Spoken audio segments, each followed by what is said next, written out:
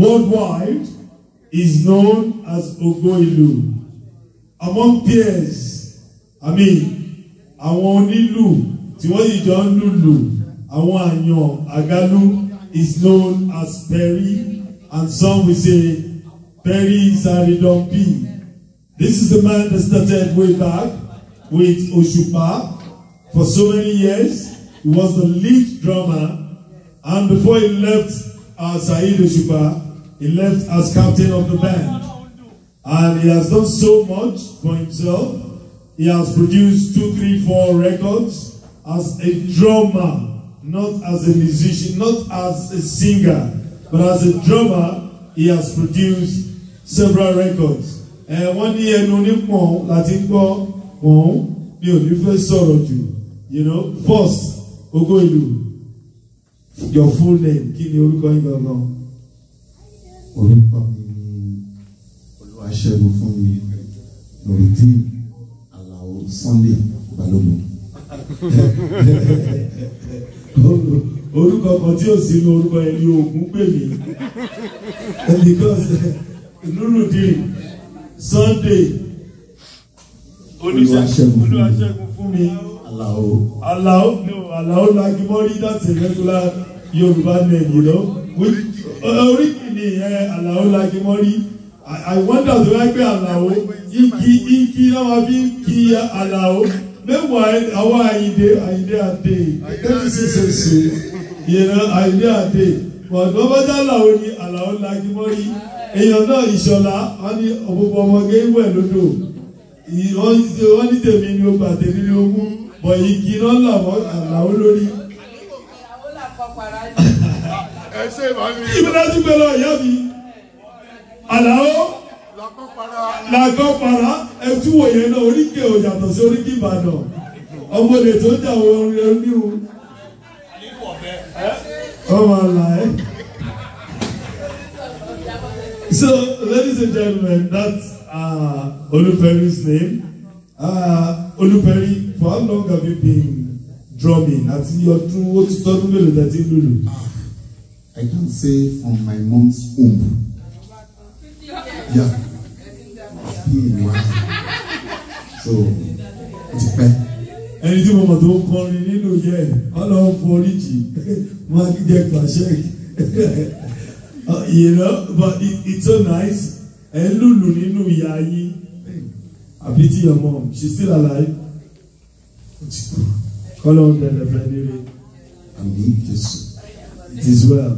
Now, Ilu ni Amoisi. How many CDs, records, let you shake as a drummer? To the glory of God, I produced like 7 albums. 7 albums.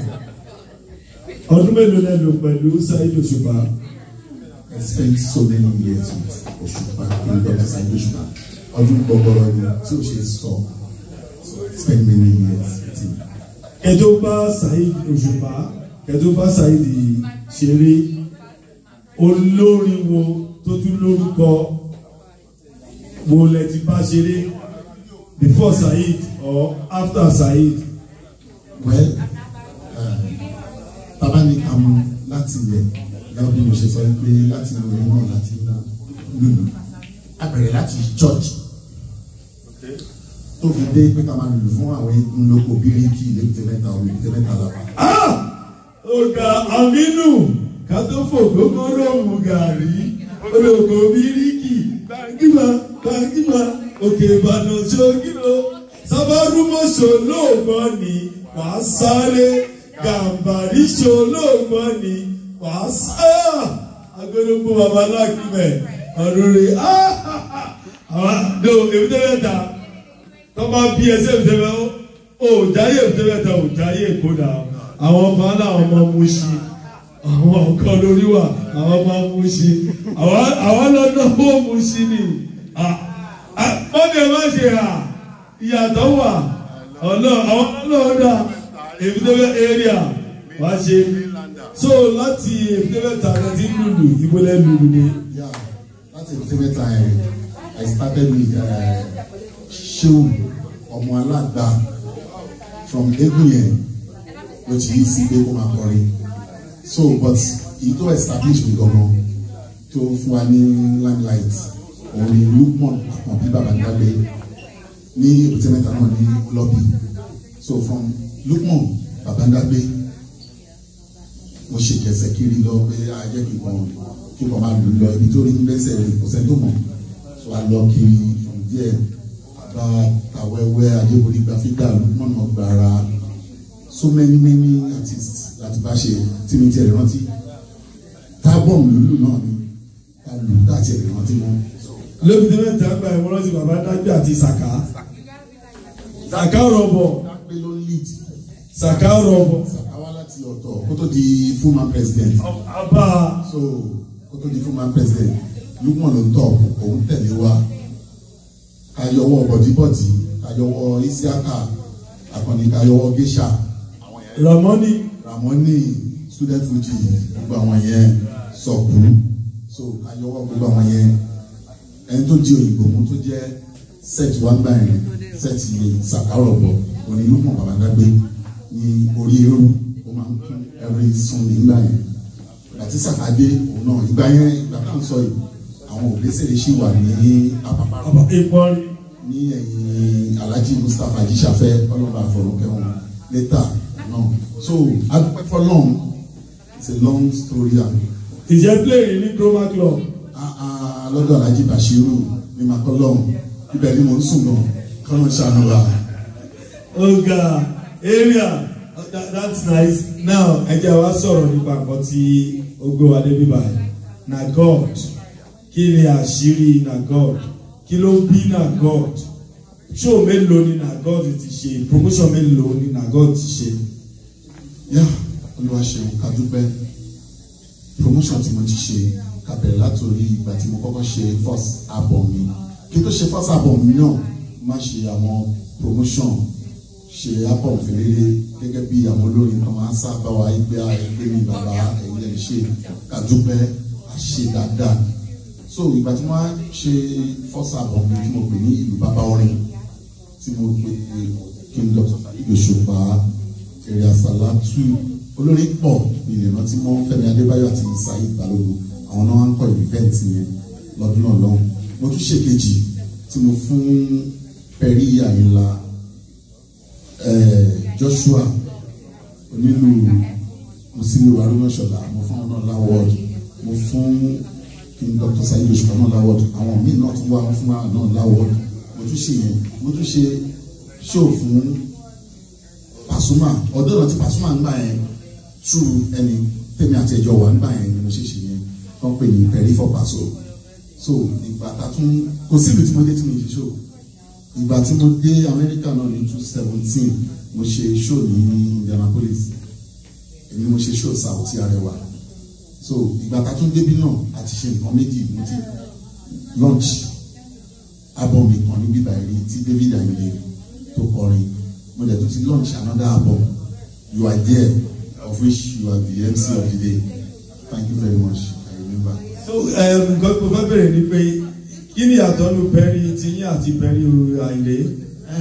A dúpẹ́ àwọn èèyàn máa ń béèrè yẹn dáadáa even mo máa ń dá conviction sílẹ̀ pé ẹlòmíì máa ń believe pé mi ní Perry Ayinde but mo dúpẹ́ pé ìjọ tí wọ́n bá èmi àti Alhaji Fatia ìparí ìjà tí àwọn rò bóyá báwo lèmi náà tún ṣe ń jẹ́ Perry orí ló ń sọ ní lórúkọ látẹ̀yìn Lukman Babandagbe bá ṣe wà inú mi dùn you said you mentioned the name now that you know him very well so lọ́nà ti kan orúkọ yẹn Oluperry Sunday gbogbo ìgbò àti tó bá kò sí so ìgbà tí Alhaji Fatia tí ó dàbẹ̀ ní orúkọ yẹn wọ́n wò pé tatúmẹ̀lẹ́ wọ́n bá wa parí ìjà yẹn ní mí ní náà parí ìjà wọ́n kàn jẹ́ kó yé wọn yí pé ẹni yóò orí ẹ fíìm òun náà orúkọ yìí bó ṣe ń jẹ yìí gan ni ò jẹ́ kó orúkọ yìí kú àtúndúpẹ́ lọ́wọ́ ẹ̀ níjọ́ ogun bàbá wa Síkírù Àyìndé Barrister ní tàbábàlẹ̀wà TBS tí wọ́n ní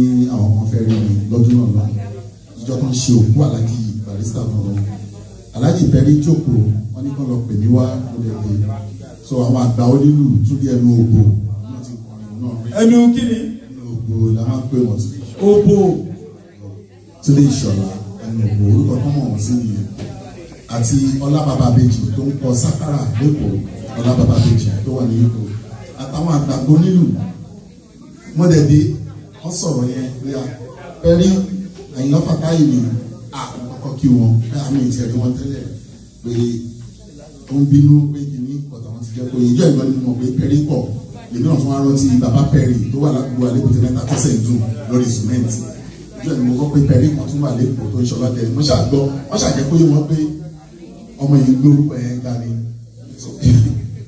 All right, my last question kí a tó pe eléré jáde ní alẹ́ àní kí ni àjọṣepọ̀ yín ní wákàtí pẹ̀lú King Saheed Osupa. Àjọṣepọ̀ tó dánmọ́rán ni ká dúpẹ́ lọ́wọ́ Ọlọ́run àwọn ní ogún ọmọdé kò lè ṣeré fún ọdún kì í ṣèjà but àwọn míì máa mix ẹ̀pọ̀ pé bóyá kò yí àwọn ẹlòmíràn ó jẹ́ àpè ní bóyá fẹ́ táwọn èèyàn ní sí wa ṣọmọ pé táwọn èèyàn bá nífẹ̀ẹ́ àwọn èèyàn wọn fẹ́ kí wọ́n tètè fira wọn sílẹ̀. Kò jẹ́ pé àwọn èèyàn ìgbà tí Saheed wá sí Amẹ́ríkà tẹ̀lé jáde bá lọ sí tọ̀kọ̀ wọn. Exactly nítorí pé mi gbọ́ tẹ́lẹ̀ pé bóyá Saheed bọ́ lọ Amẹ́ríkà so mo ti busy tẹ́lẹ̀ mi gbọ́ pé yóò bọ̀ lọ Amẹ́ríkà yóò pè mí tẹ́lẹ̀ kó ń bọ̀ kí mi náà ti jìra sílẹ̀ so. Àwọn èèyàn kan máa ń sọ wọ́n lẹ ní ìgbéraga wọ́n lẹ máa ń píkà àwọn tẹ máa ń ṣeré fún. Àwọn èèyàn lè pè bẹ́ẹ̀ wọ́n ń pè ní ìgbéraga ìmọ̀ wa rẹ ni ló ń lékè ọgbọ́n ẹni bàbá wa Orlando kọrin kan ó ní dáàkì ń jorí ìmàdò àtún lè jorí ìmàdò àwùjọ kóńdó là gbọdọ̀ lọ tábà tún dáwùjọ kóńdó ìmọ̀ wa rẹ ni. So as a professional you are selective and you know the way to go. God bless you so much. It's really nice talking to you, man. It's my pleasure. All right, ladies and gentlemen. What can I do? So when I go for YouTube, kí ni kí wọ́n máa expect lẹ́yìn eléyìí. Wọ́n máa expect oríṣiríṣi nǹkan tó dáa nǹkan tó wúlò because ẹni tó bá ti fi Ọlọ́run síwájú kò lè ṣubú àwakọ̀ Ọlọ́run ni. Ladies and gentlemen, my name is Oniba Ankara reporting for. My name is Ankara reporting for News Buster on YouTube. Ẹ máa wò. Perry àbí Oluperry. Perry MC Perry.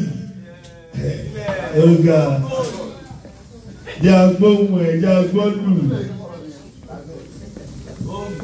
Na God Ọlọ́run ni àkọ́.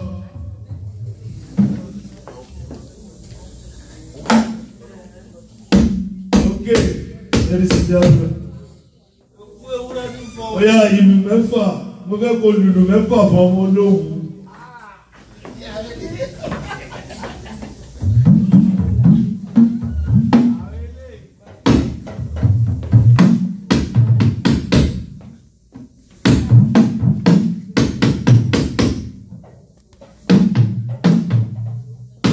Èmi ò gbọ́dọ̀ bírò ìró bàtà gbọ́dọ̀ wá.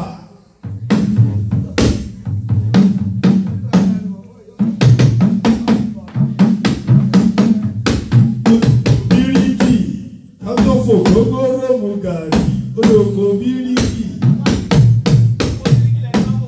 máa ṣá àdá ọ̀rọ̀ ọmọkùnrin máa ṣá ọmọ dúdúyà ọmọ kẹ̀lẹ́gà.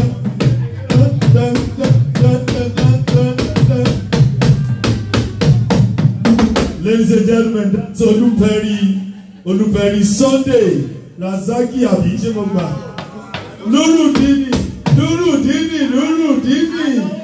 Alowole Oga Morasco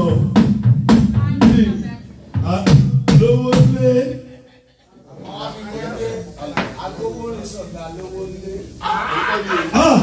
Oga Ayan baba Ayan Agbowori Ìṣọ̀gá Alowole. All right, let's do it, ladies and gentlemen.